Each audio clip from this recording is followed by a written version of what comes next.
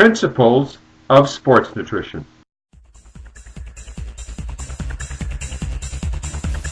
Autonomic type is a system of body typing that uses the dominance of the autonomic nervous system as a methodology of understanding your chemistry and your natural state. There are two major components of the autonomic nervous system, the sympathetic and the parasympathetic nervous systems.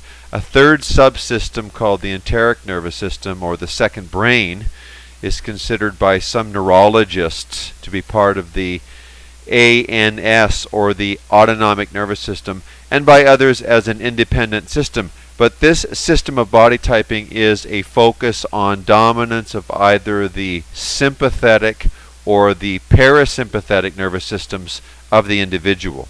Now, just so you're clear, there are two major divisions of the nervous system.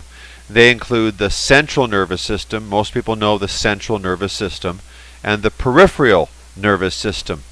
So the central nervous system includes the brain and the spinal cord, and the peripheral nervous system is comprised of cranial nerves that extend from the brain and spinal nerves that emerge from the spinal cord. Okay, so you've got these different divisions of the nervous system, and then ultimately what we're going to do is divide those further into the autonomic and somatic nervous system. So you've got the peripheral nervous system, which is one of the subcategories. That's further broken down into the somatic and the autonomic nervous system.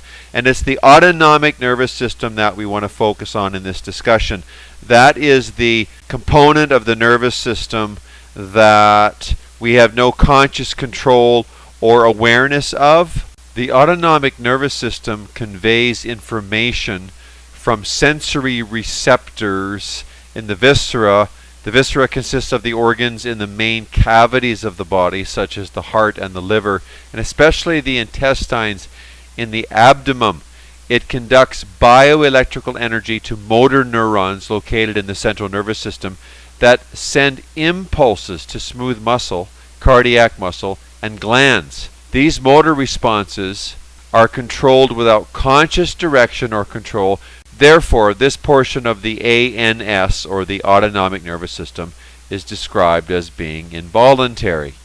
Now, in simple terms, you can think of sympathetic dominance as aggressive. So we come up with things like excitement, aggression, hostility, heightened awareness.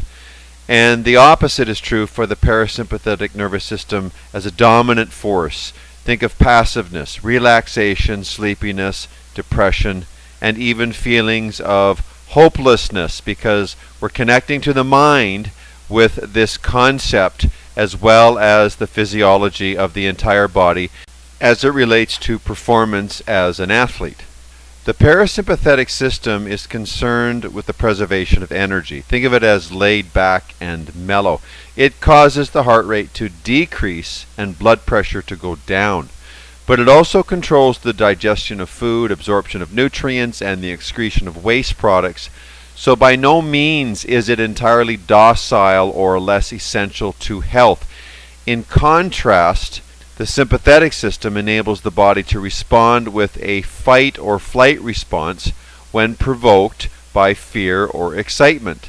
Sympathetic responses include an increase in heart rate, elevated blood pressure, increased cardiac output, a diversion of blood flow from the skin and splenic vessels to those supplying skeletal muscle, increased pupil size, bronchial dilation, contraction of the sphincters, and metabolic changes such as the mobilization of fat and glycogen. So the sympathetic nervous system is always turned on when engaged in sport or exercise. This is why inadequate rest, late night parties, sleep deprivation, and poor nutrition tend to burn many athletes out.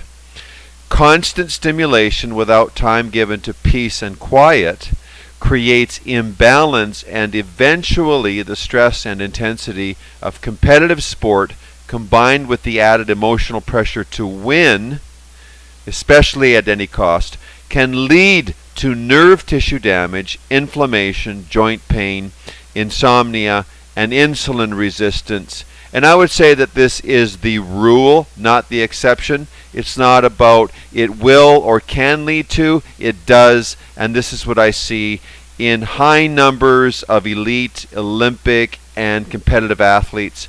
And even your weekend athlete who doesn't understand the importance and nature of relaxation. Now, there's a lot of research in this area, and it's quite interesting because it demonstrates a relationship between imbalance of the autonomic nervous system, too much of one, not enough of the other, and vice versa, as it relates to things like competition anxiety, overtraining in particular, and various changes that occur within our emotional state that affect our performance.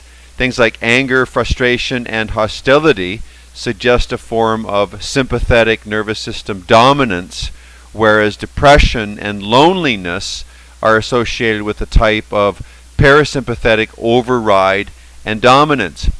So learn about your nervous system, understand that it can get fried out really easy if you train too much, if you don't take enough antioxidants, if you're lacking omega-3 fatty acids, if you're not well rested, well hydrated.